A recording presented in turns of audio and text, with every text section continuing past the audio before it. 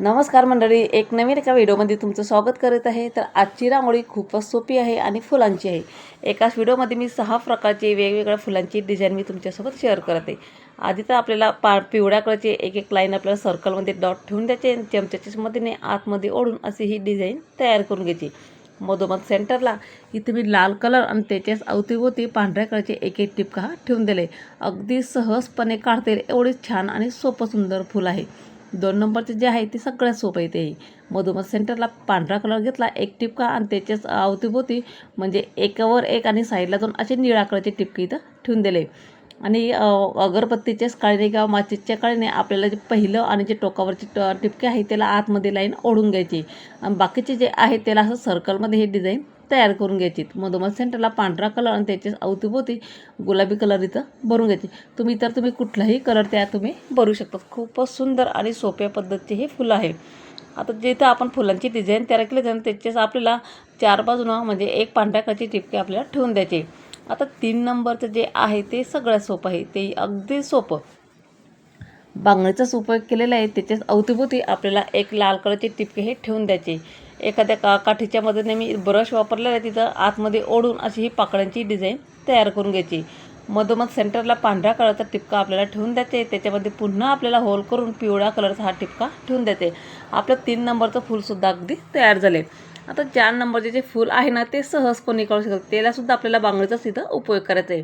बांगडीच्या अवतीभोवती इथं मी जांभळ्या कलरचे एक टिपका ठेवून दिला आहे आणि अगरबत्तीच्याच काडीने असे एक सर्कलमध्ये आतमध्ये ओढून अशी कळ्यांची डिझाईन तयार करून घ्यायची। आधी आपल्याला चमच्याच्या मदतीने तयार केले ते फूल आणि हे जे आहे अगरबत्तीच्या काडीने आपण इथं फुलांची डिझाईन तयार करते अगदी सोप्या पद्धतीने।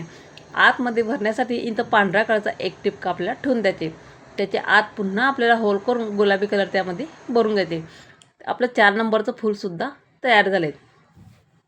आता 5 नंबरचं जे फूल आहे तिथं सुद्धा मी लाल कलर घेतला आहे। तुम्ही इतर कुठलाही कलर त्या तुम्ही वापरू शकता, तुमच्याकडे जो कलर असेल तो तुम्ही वापरू शकता।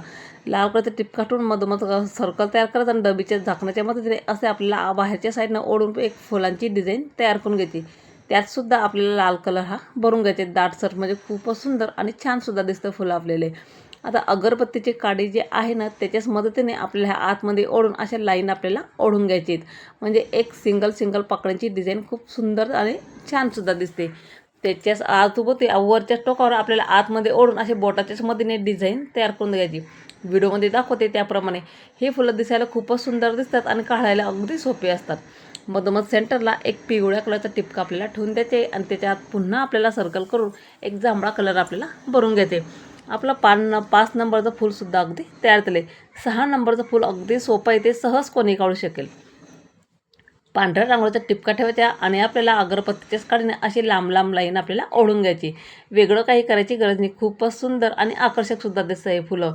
अगदी झटपट होणारे हे 6 वेगवेगळ्या फुलांची डिझाईन मी तुमच्यासोबत शेअर केलेली आहे। मधोमध आपल्याला पिवळा कलर आणि पुन्हा आपल्याला होल करून तिथं मी लाल कलर इथं भरलेले आहे। तुमच्या आवडीचे जे काही कलर असतील ते तुम्ही त्यामध्ये वापरू शकतात।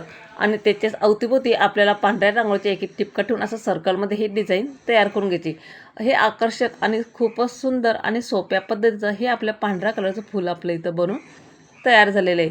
तर तुम्हाला सगळ्यात जास्त फूल कोणतं आवडलं तेही मला कमेंट्स करून नक्की सांगा। आता जे आपण बॉक्स तयार केले आहेत तिथं आपल्याला बोटाच्याच मदतीने असे लांब लाईन ओढून घ्यायची। खूप सुंदर आणि आकर्षकसुद्धा दिसतात असे केल्यामुळे। तुम्हाला असं नसेल काढायचं तुम्ही डायरेक्टली फुलंसुद्धा तुम्ही काढू शकतात। तर आपली रांगोळी डिझाईन इथं तयार झाली। त्याच्याच टोकावर अवतीभोवती तुम्ही एक पांढऱ्या कलरचा टिपका हा ठेवून दिला आहे। तर आजची रांगोळी तुम्हाला आवडली असेल तर एक लाईक नक्की करा। चला तर मग भेटू पुढच्या व्हिडिओमध्ये।